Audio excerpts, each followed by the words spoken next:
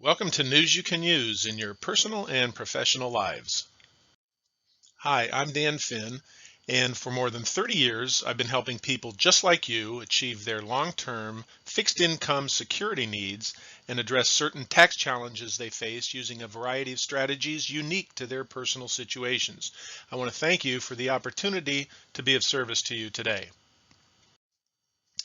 Today's session is entitled Structured Installment Sales, Capital Gains Tax Efficiency Reimagined. And I put this together for anybody who thinks they can benefit from tax deferral on appreciated assets. As you're viewing this, please keep in mind the original air date because tax laws and tax brackets are always subject to change.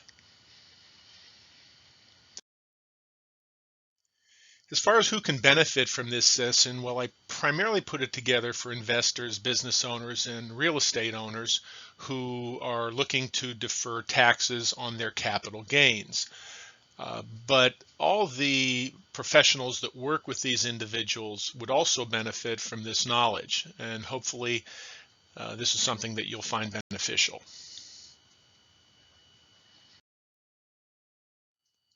Here's a brief outline of the topics we're going to cover today, ending with a couple case studies that I think you'll find helpful.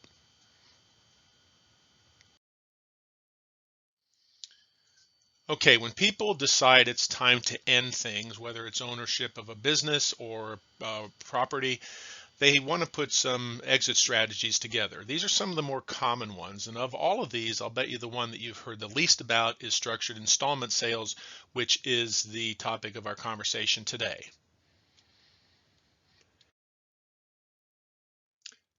Now, reporting on the installment basis is nothing new. Way back in 1918, when the tax code began, Treasury regulations permitted installment reporting. Subsequent acts of Congress and revenue rulings further supported the use of this method of accounting to defer capital gains recognition into future years. Then in 2005, structured installment sales began kind of in an odd way. One of the life insurance companies I was working with at the time, providing structured settlement products and services to clients, discovered that there was an application of something that we were already doing in the business and real estate world. So they rolled out a product. We started talking about it around the country, and things were starting to gain some traction. And then all of a sudden, the Great Recession hits. Everybody's equity evaporated. All of a sudden, deals weren't coming together, and the life companies that were offering this didn't see enough activity to justify keeping it going, so they withdrew from the market. Fortunately, 10 years later, some life companies did re-enter the market, and we're now in a position to be offering this again, and the activity is really exploding.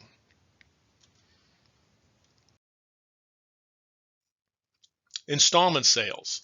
Section 453 of the Internal Revenue Code defines it as a disposition of a property where one payment is to be received at the close, after the close of the taxable year in which the disposition occurs. In other words, I'm a buyer, you're a seller. We agree that I will pay you some of the money for your property today and some of the money in the future, let's say next year or maybe a couple years from now. All of that's great from a seller's perspective. The seller gets the tax deferral, probably lowering their recognition of gains, which would be high in the first year. By spreading it out, they can spread out their gains and lower their taxes overall. And that's terrific, except for the fact that there's one big problem. They're fully dependent upon the buyer making those payments. And buyer insolvency in these situations is very high. Somebody might buy the business with all good intentions, but they might not know how to run a business, and whatever happens, they run it into the ground. The buyer, or the seller rather, gets the property or the business back. And they don't want the business back, so they're usually unhappy about this. And they need to find a better way.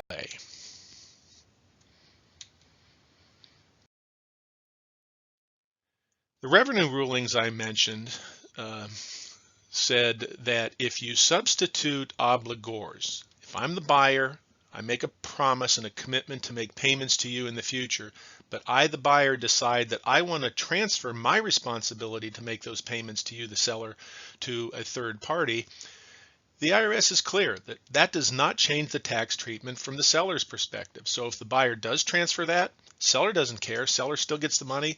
Seller still gets the tax deferral. So when the life companies come into the market that I mentioned earlier, this was a big bonus because now we have a couple companies where you can reassign and transfer that application, and it solves that solvency concern that people had about in dealing with the buyer. The life companies currently most active in this area are MetLife. You've heard of them, no doubt, one of the leading financial organizations in North America, if not the world, and one you likely haven't heard of, Independent Life. They're a newer company, but they're growing, very eager to establish themselves in this area, and are doing a nice job at that. In addition to these life insurance options, there is one option that's funded with United States Treasuries for those who wish that option available. MetLife put together a great video that I want to share with you today. It's hosted on their client education website as well as our YouTube channel, and I think you'll have a good understanding, overall understanding of how this works after watching this. Let's take a look.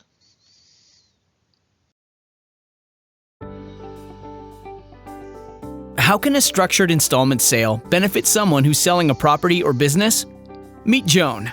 She's a successful entrepreneur who invested most of her earnings into investment properties. Joan knows one of her properties has significantly risen in value, appraising for $2.5 million. She decides to sell this property. As she puts her home on the market, Joan consults her legal and tax advisors. They present her with two options. Joan can receive the proceeds from the sale in one lump sum, but that would expose her to a huge tax bill today. Or Joan can choose a structured installment sale. She chooses this option for two important reasons: tax efficiency and guaranteed income streams. Joan can reduce her capital gains taxes and reduce net investment taxes as well as state taxes for a huge savings. Joan's proceeds will be structured to provide her with a steady stream of income for a period of 20 years, securing her financial future. Structured installment sale, a tax-efficient solution for property and business sales. Kudos to MetLife for putting together such a terrific visual representation of what happens when you enter into a structured installment sale.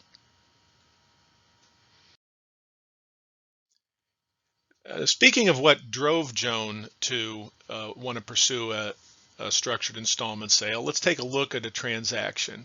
People who sell businesses or personal property will often have to pay significant taxes in the year of the sale. If you have a personal residence, up to $250,000 if you're single, or $5,000 if you're married, you can exempt the taxes that you'd otherwise owe, but anything above these levels is going to be subject to capital gains taxes.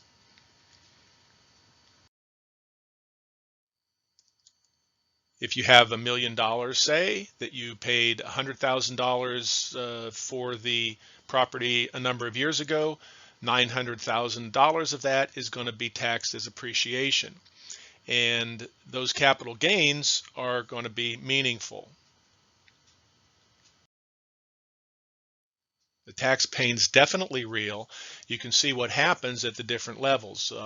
After the Tax Cuts and Jobs Act, the tax brackets were rearranged a little bit, and these are currently in 2021. As of the date of this recording, this shows what the taxes are going to be: up to $80,800 if you are married filing jointly. You don't have to pay any tax on it. 15% on anything up to $500,000, 5016, and anything above that tax at 20%. This does not include state and local taxes, which are going to be added on to these, and it also does not include net investment income tax of 3.8% if an individual's modified adjusted gross income exceeds the thresholds that are established.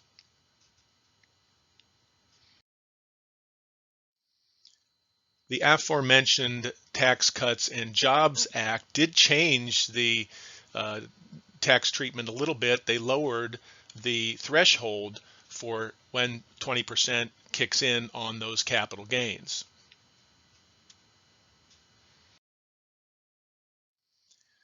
So forget about a structured installment sale for a minute. Let's just show how an installment sale might work. If you if you agree to sell a property, qualifying asset, and you agree to have those payments made over time, the tax treatment is shifted from 1 year to the next. Say you have $1 million selling price. This is the example I previously used with a $100,000 basis. Then 90% of that is going to be taxed as capital gains. What if instead of paying it all at once, you decided to pay $100,000 a year over 10 years? That's $1 million, but you spread it out over 10 years instead. So now, instead of recognizing $900,000 in gain in 1 year, the seller recognizes $90,000 in gain each year for 10 years as the income is distributed. And for simplicity's sake, we're not factoring in any interest in this situation, but in reality, if this were a traditional installment sale, the buyer and seller would negotiate some sort of interest premium that would be attached to whatever future payments were going to be promised.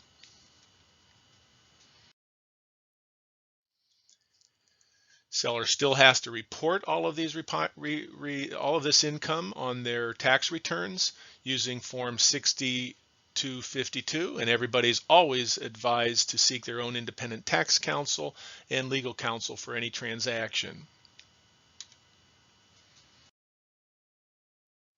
So now we know how an installment sale works. How does a structured installment sale work?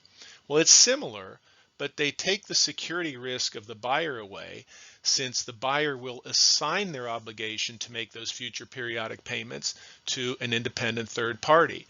And these payments are guaranteed by a highly rated life insurance company or secured by U.S. Treasuries. And now the proceeds can grow on a pre-tax basis. It is an enhanced installment sale.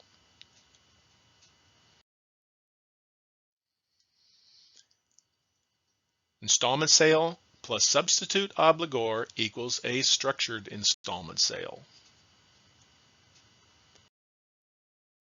From a purely tax perspective, there's no difference between a traditional installment sale and a structured installment sale, but the benefits of structuring cannot be understated. There is no direct relationship between the buyer and the seller for any of the assigned periodic payments that are being promised. The seller is not dependent upon the solvency or financial performance of the buyer because this is entirely funded up front.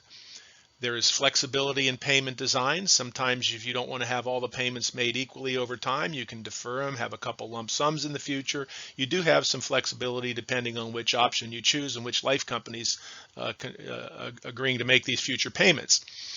And there are no money management fees or ongoing expenses. This is often lost in the translation rather. When we assist people in these transactions, you don't pay us anything. We get paid by the life insurance company to bring the business to them. Let's take a look at this from a cash versus an installment sale basis, the one we just described. On the left-hand side, we have $1 million sales price. The $100,000 was the basis. That's non-taxable return of original investment, so there's no tax on that. The $900,000 is gain, fully taxable in the year of the transaction. If instead you enter into a structured installment sale and you break up that $1 million into 10 equal pieces, you can see down at the bottom, $10,000, that's your prorated basis of $10,000, $100,000 spread over 10 years. The $90,000 is the $900,000 spread over 10 years, and the $3,487, that's some pre-tax interest that's earned through the annuity that's also going to be paid. That's taxed as ordinary income. And while the total dollars received over time might not look like they're that significant, the tax savings is where you really pick up the money. The tax bite out of the cash sale is going to be substantial, whereas you're still going to pay some tax maybe on this spread out structured installment sale, but the total taxes owed over the 10 years is going to be a lot smaller. A lot more green for you.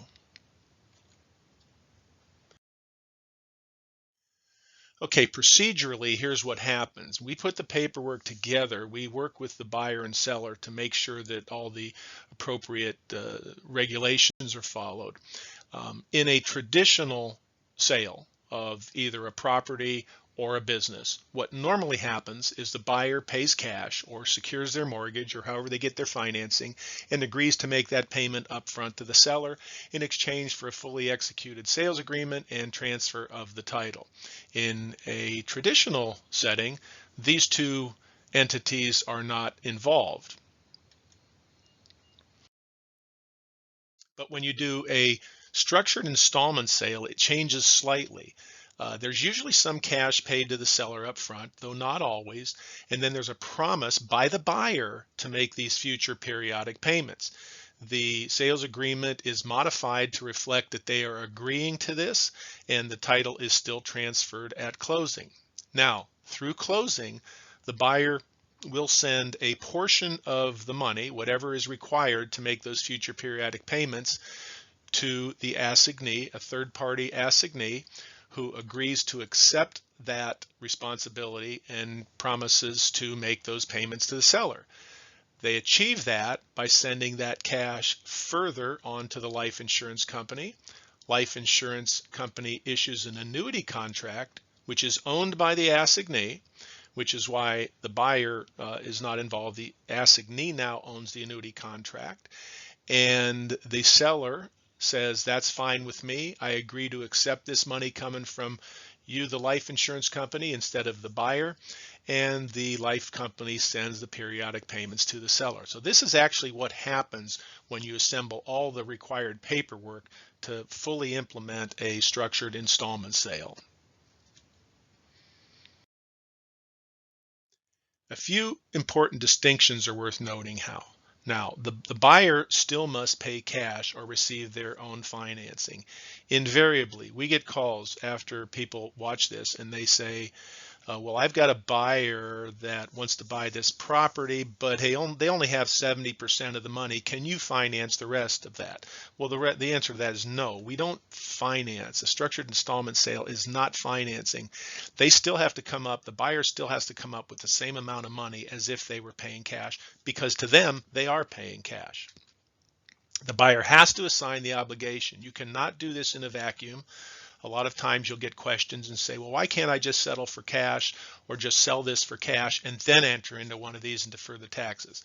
If you read section 453, you'll understand why you cannot do that, because it has to be arranged as the settlement, or rather as the transaction is finalizing, or it's not going to qualify for tax deferral.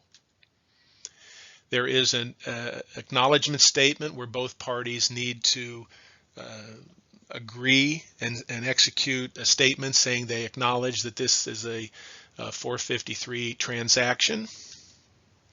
And there might also be required some pre-sale buyer and seller forms depending on which life company is selected. A couple additional considerations worth noting. Structured installment sales do not cost the client anything. Buyer and seller are agreeing to a price. Whatever that price is, whether they pay cash or whether they do the structured installment sale, the buyer is paying the same amount. We don't send a bill to anybody. Nobody's going to have to pay us. We get paid by the life insurance company or the trust company if we submit it to them. They do not require technical expertise, although the title officer and anybody along the way is going to want to make sure they do their own independent evaluation of things. We provide all of the forms. The transaction may require a formal pre-sale review because not all transactions qualify. And it can't be understated that structured installment sales provide guaranteed future income of unmatched security. If you're selling a business that's been your business for your entire life, you want to know that those payments are going to be made. The life insurance industry is built for security. They're highly regulated. They're limited on what they're able to invest in. They have to maintain capital and surplus requirements. So having the life insurance industry generally behind one of these things is probably one of the safest things you could ever do.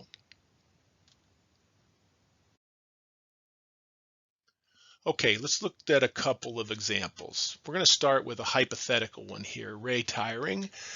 He's 62. He has a rental unit worth $1 million that he purchased a long time ago for $100,000. No longer has a mortgage on it. He generates $50,000 a year in income, but he said, "I've had enough.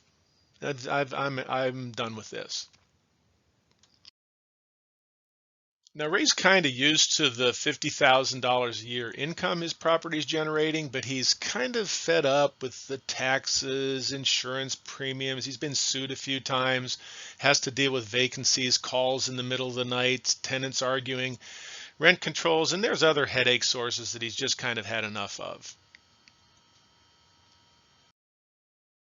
He's looking forward to this sale, but then he says, "I better do some ciphering to make sure that I can afford to sell it." He sells it for $1 million. He looks at this, he does he gets out a calculator and he realizes he's going to have 900,000 in gain. Goes to an online tax calculator that says he's going to owe 267,000 something in capital gains taxes. The basis comes back because he doesn't have to pay tax on that. And so his net disposable income is going to leave him, if he uses that to live off of, about $46,000 a year for the next 16 years. So he says, this is okay, but $267,000 in taxes? He says, "Are you kidding me? There's got to be a better way."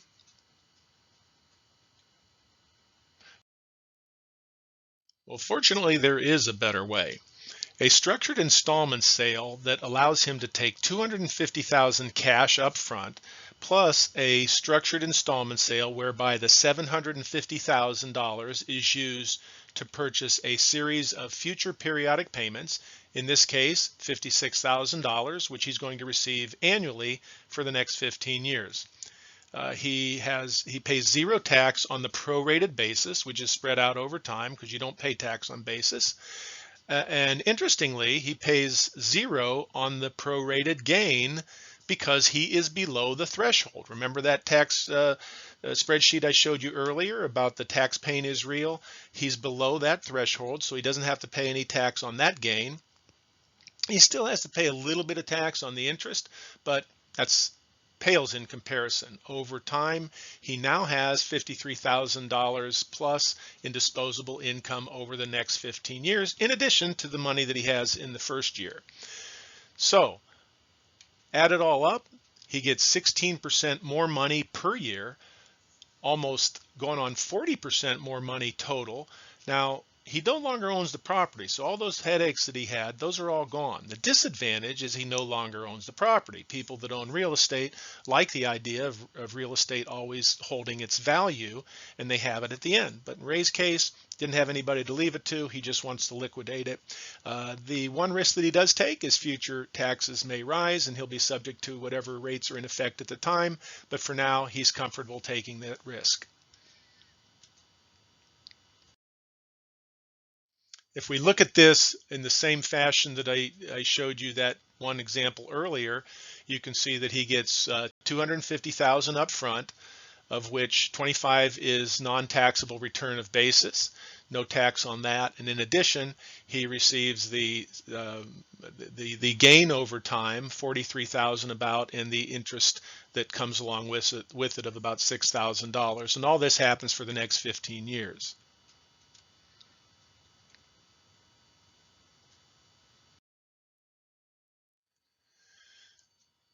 The structure advantage should by this point be clear. It allows the seller to keep more of the selling price. They have more disposable income each year. In Ray's case, it was effectively a built-in guaranteed rental increase for the next 15 years. No more rental related headaches or costs, doesn't have to worry about that any longer, and guaranteed security for the next 15 years.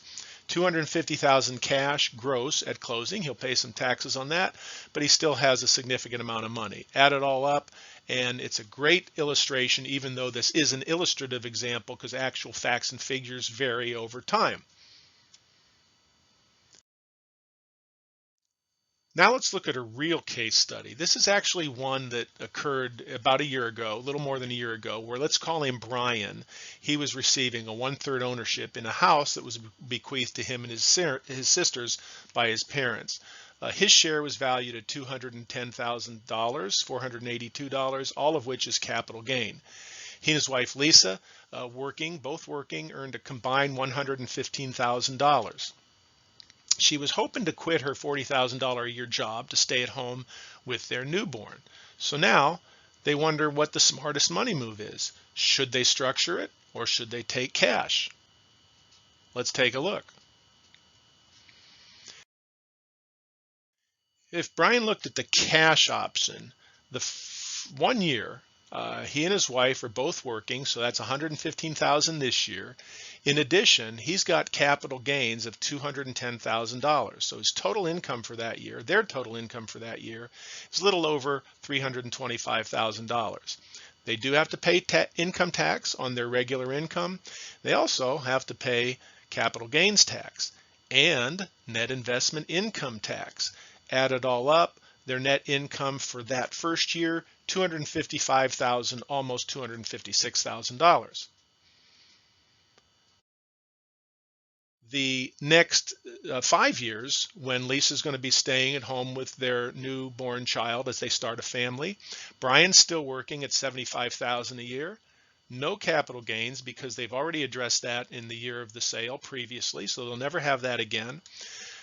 Total income $75,000, regular income tax that you pay on that, no capital gains tax, no net investment income tax because that was already taken care of one time in the first year. Add it all up, they bring home a little less than $56,000.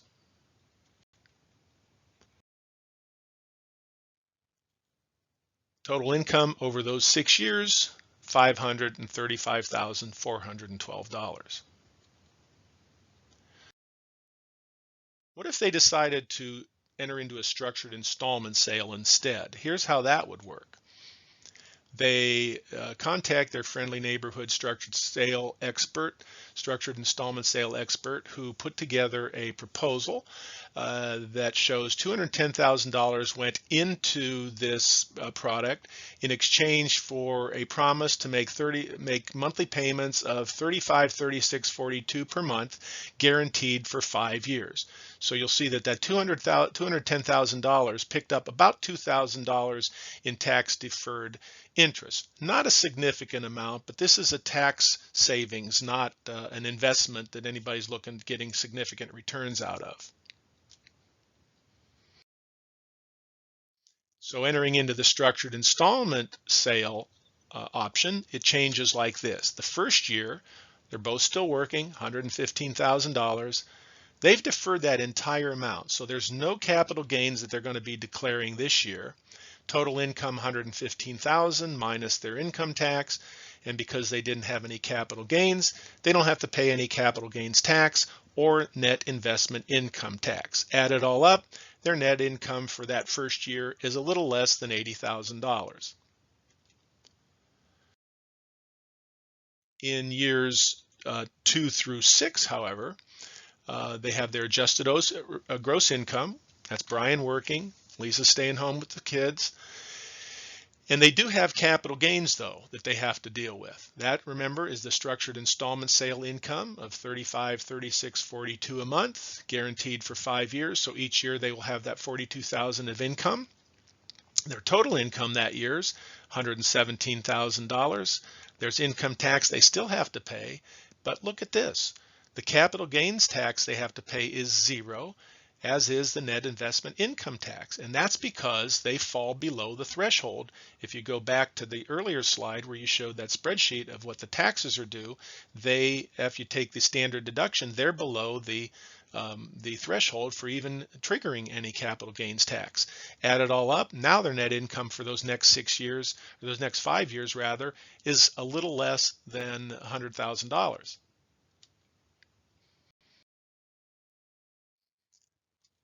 So add it all up, the total income over 6 years for the installment sale option is $571,000. Compare that to the $535,412 they'd have to pay on the cash basis, and you'll discover that Brian and Lisa end up with 7% more money over the 6 years. They've got tax efficiency achieved, they avoided capital gains, they have their lifestyle where they want it, they have safe, secure, guaranteed tax flow, and they are netting $18,000 more per year than they did when they had 2 jobs, just because they're working like this. So this is really a great solution for these 2 folks. This is an actual case too, by the way. I changed all the names, but otherwise these are actual numbers.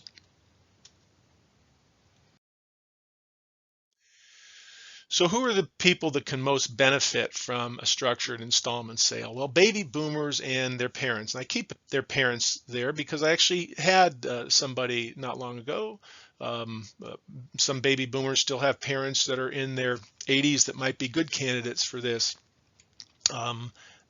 As you age, your risk tolerance changes. You no longer have the time horizon to put your money into the stock market and hope that you get amazing returns over the next 20 to 30 years, because your time horizon is shrunk for both baby boomers and their parents. Mid-career professionals considering a sabbatical, either a voluntary sabbatical or one that just kind of happened. We've had this COVID-19 going on. A lot of people are working remotely and rethinking where they want to live. I've had a couple people that have decided they want to move to other countries, and they might want to sell their rental property and use that income to live in another country where they can live very nicely on a fraction of the income that they maybe were earning earlier. Conservative investors, anybody who doesn't want to take big risks with the money, and wealthy clients. People that have a lot of money typically will have a share of their income in securities, and the returns that they're going to find on these, the comparative yields, are going to be more significant than they could get on their own, particularly when you compare the risk. And just generally anybody that's looking for guaranteed cash flow, diversification, security, or peace of mind.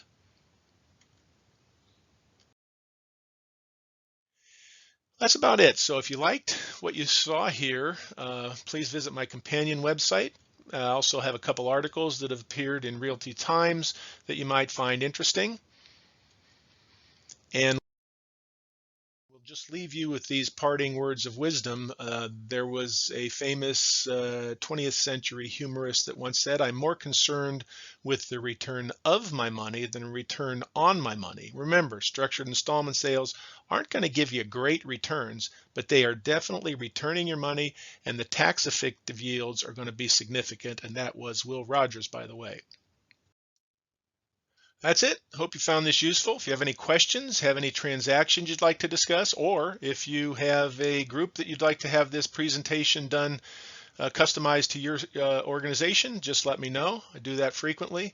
Let's talk. Happy to be of assistance. And if you've stayed with us this far and are so inclined, wouldn't mind if you hit the thumbs up button down there. Always helps us get more viewers to educate the population. With that, we'll say goodbye. Thank you for the opportunity to be of service. Have a great day.